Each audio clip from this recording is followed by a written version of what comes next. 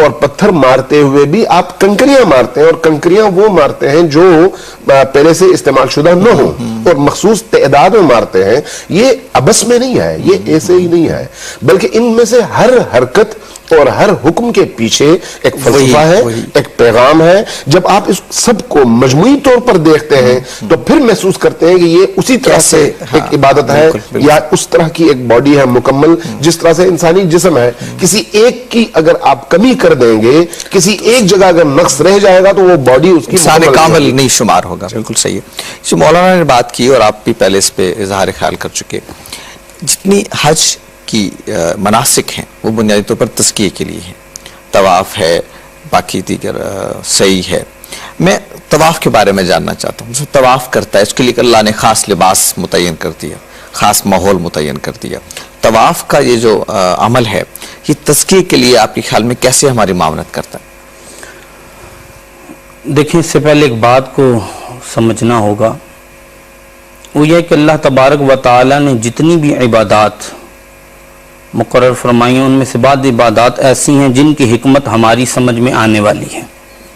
यानी हम उनकी हिकमत को जानते हैं, या तो दुनियावी फ़ायदा है या उसके अंदर जिस्मानी फ़ायदा है।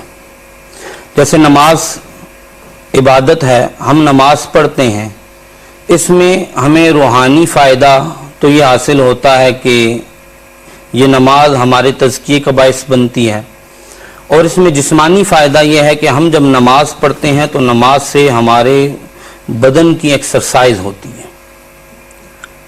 ज़कात हम जो इबादत करते हैं, ज़कात अदा करते हैं, उसमें फ़ायदा यह है कि हमारा माल मैल कुचैल से पाक हो जाता है, सुथरा हो जाता है। लेकिन हज के बारे में मुफस्सिरीन किराम ये इरशाद फरमाते हैं कि हज एक ऐसी इबादत है कि इसमें जितने भी अरकान हैं, चाहे वो सफ़ा और मरवा के दरमियान सई हो, चाहे तवाफ़े बैतुल्ला हो, चाहे क़याम मिना हो, या मुज़दलिफ़ा का क़याम हो, या अराफ़ात का क़याम हो, या रमी जमार हो, ये तमाम ऐसे काम हैं कि बज़ाहिर अक़ल में ये काम नहीं आते कि अल्लाह ताला ने इनके करने का क्यों हुक्म इरशाद फरमाया। लेकिन अल्लाह ने हज ये तकलीफ से भरपूर इबादत है, इसमें मुशक्क़त इंतहाई है, और जिन्होंने हज किया है वो जानते हैं कि जितनी ही सहूलतों का एहतमाम कर लिया जाए, हज की मुशक्क़त, हज के मसाइल अपनी जगह बरकरार रहते हैं। जो भी हाजी हज करके फारिग होता है, उसे मालूम होता है कि उसका जिस्म किस तकलीफ के अंदर से गुजर कर, किस प्रोसेस से गुजर कर आया है। सही।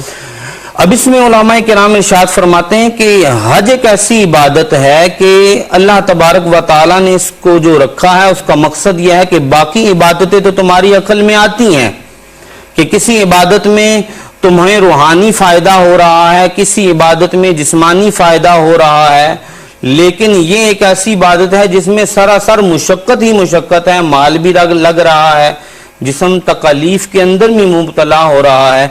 ये इबादत इसलिए की गई है कि तुम खुदा ताला के इस कदर मुती बन जाओ कि अल्लाह ताला जब तुम्हें किसी ऐसे काम के करने का हुक्म जो देता है कि जो तुम्हारी अकल के अंदर, जो तुम्हारे शऊर के अंदर नहीं आ रहा, तुम उसको भी कर रहे हो। क्यों कर रहे हो? अल्लाह की रजा के लिए कर। इसीलिए इरशाद फरमाया, लिल्लाहि अलन नासी हिज्जुल बैति मन इस्तता इलैहि सबीला, अल्लाह के लिए, अल्लाह की रजा के लिए लोगों पर बैतुल्लाह शरीफ का हज है, उसके लिए जो इसकी राह की इस्तिताअत रखे। अब जब ज़हन ये बन जाएगा, असल में तज़किये की तरफ ही आऊंगा कि जब जहन ये बन जाएगा कि अल्लाह ताला के हर अमर को मानना है, उसकी हर नही से बचना है, तो फिर इस हज इबादत ने हमें ये चीज सिखाई। सही, कि हमने बस खुदा का हुक्म है, भाई हज क्यों कर रहे हैं? खुदा का हुक्म है। जिन्होंने हज किया उन्हें मालूम है कि रात मुज़दलिफ़ा में गुजारनी पड़ती है, अराफात की गर्मी में वहां पर क़याम करना पड़ता है, और रमी जिमार के अंदर जितनी तकालीफ हैं, और यकीन माने हाजी के जहन में एक लम्हा ये बात आती है, यार ये काम खुदा ने किस लिए लाजिम कर दिए। मैं खुद भी हज करने के लिए गया और वाकई ये जहन के अंदर ये बात आती है कि खुदा ने इतनी मुश्किल इबादत क्यों लाजिम कर दी। फिर जब तफसीर बेजावी पर हाशिया है शेखजादा, उस हाशिए के अंदर मैं एक दफ़ा मुताला कर रहा था, तो मैंने उसके अंदर ये एक बात पढ़ी कि हज की फर्जियत इसीलिए है कि ये ऐसी इबादत है जो तुम्हारे शऊर में नहीं आ रही। अच्छा, जितने भी तुम काम कर रहे हो, तो जो तुम्हारे जहन में जिसकी हिकमत नहीं आ रही, तुमने उसको भी करना है। अल्लाह का हुक्म है, अल्लाह का हुक्म है। ये जो बकिया इबादत बदरजा औला करनी है, उनकी तो हिकमतें तुम्हारे सामने वाज़े हैं। ये जो बात कही गई, ये बिलाशुबा ये बात सही है कि अल्लाह ताला ने की जो अहकामात हैं उसकी पूरी तरह से इदराक हमारे बस में नहीं है, लेकिन ज़ाहिर है बहुत सारी चीज़ों का हमें इदराक भी हो जाता है। मसलन अभी आपने रमी का जिक्र किया, शयातीन को आप कंकरियां मानते हैं। अच्छा, बाजार शैतान वहाँ खड़ा नहीं होता, शैतान वहाँ मौजूद नहीं है। हमने उसके एक उसका ढांचा बना दिया, आज तो कल तो हमने एक दीवार बना दी, उसको इलामत बना दिया। ये जो इलामतें हैं ये किस तरह से तज़किये में हमारी मावनत कर रही होती है? बहुत खूब। देखिए, नमाज में जब आप बैठते हैं तो दो सजदों के दरमियान आप कहते हैं अस्तगफिरुल्लाह रब्बी व अतूबु इलैह। सही। जब आप बाहर आ जाते हैं नमाज से और भूल जाते हैं तो फिर गुनाह करते हैं, दोबारा जाते हैं नमाज में, फिर वही जुमला आप दोहराते हैं। उसी तरह से हज के अंदर भी अल्लाह ने कुछ चीजें आपको बता दी हैं, ये करो, इस शऊर के साथ करो। जिस तरह से नमाज में आदमी शऊर के साथ अगर न करे तो फिर वही अमाल दोबारा दोहराता है, वही गुनाह दोहराता है, फिर आके वही जुमले दोहराता है। उसको खुद शऊर नहीं होता कि पहले भी वो माफी मांग चुका था, अब दोबारा आ रहा है, माफी मांग रहा है। अगर अल्लाह पूछे कि भाई कुछ देर पहले तुमने माफी मांगी थी, दोबारा जाके गलत काम करके क्यों आए हो, तो मेरे पास जवाब नहीं है। लेकिन ये कब एहसास पैदा होगा? जब मैं शऊरी तौर पर वो अमल अंजाम दे रहा हूंगा। हज के दो पहलू हैं, एक उसका मानवी पहलू है इंसान की रूह से मुताल्लिक, और दूसरा उसका इज्तिमाई पहलू है जो उम्मत से मुताल्लिक है, मुवहिदीन से मुताल्लिक है, अहले तौहीद से मुताल्लिक है। आप सूरह तौबा की आयत देखिए, इब्तिदाई जो आयत है उनमें वअज़ानु मिनल्लाहि यौमल हज्जिल अकबर अन्नल्लाह बरीउन मिनल मुशरिकीन व रसूलुहु।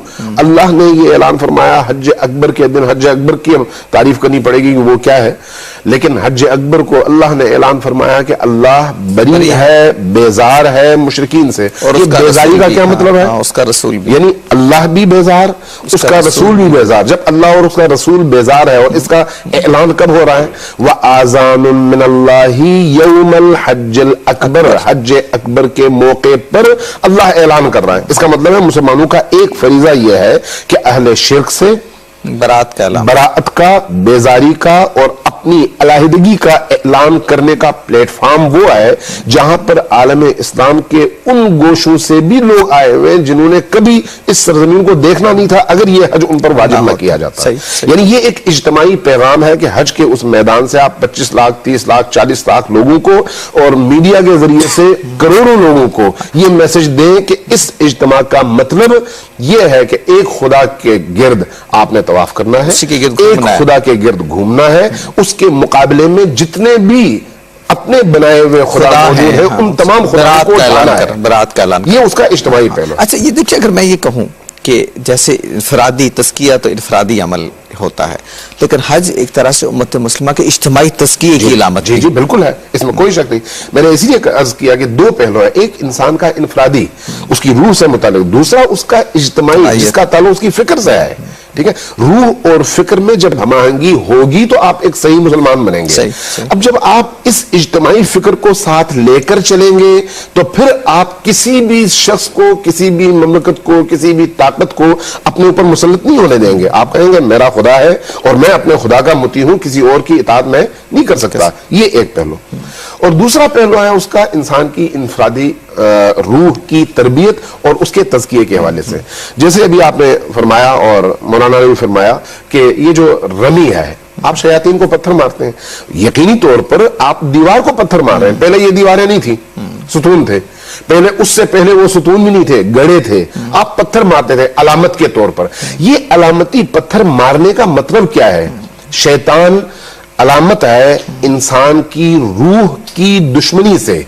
और जो इब्तिदा में आपने जिक्र किया कि वो जो शर की अलामत, यानी मैं इस अमल के जरिए से खुदा के घर के तवाफ के बाद, मुज़दलिफा की मुश्किलात को बर्दाश्त करने के बाद, शऊर की सरजमीन, मशअर शऊर से है, शऊर की उस सरजमीन में इस शऊर तक पहुंचने के बाद कि अब मैं एक बाशऊर मुसलमान हूं, उस शऊर तक पहुंचने के बाद, फिर वहां से आकर हरीम खुदाबंदी में दाखिल होने के बाद, हरम इलाही में दाखिल होने के बाद जब मैं आता हूं, आके 3 शैतानों को कंकरियां मारता हूं, तो इसका मतलब यह है कि अब मैं अपने अंदर मौजूद उन शयातीन के मुकाबले के लिए अपने आप को तैयार कर रहा हूं। इसका मतलब यह है कि अब मैं हकीकी तौर पर इन शयातीन का दुश्मन हूं। अब जब आप जी, मैं माफी चाहता हूं, चूंकि वक्त की किल्लत की वजह से मैं चाहता हूं कि थोड़ी सी बात इनसे कर लीजिए। आखिरी बात उन्होंने की कि मैं वहां ऐलान करता हूं, हाजी ऐलान करता है कि शैतान के खिलाफ अब मैं अलम बगावत बुलंद कर रहा हूं। मैं जब लौटता हूं वापस अपने मुल्क में, अपने सोसाइटी में, तो वो शैतान लगता ही है कि मेरे जलू में मेरे साथ साथ चल रहा है, मैं उससे अलग नहीं हो पाता। क्या वजह है? वो तज़किया फिर रिफ्लेक्ट क्यों नहीं होता?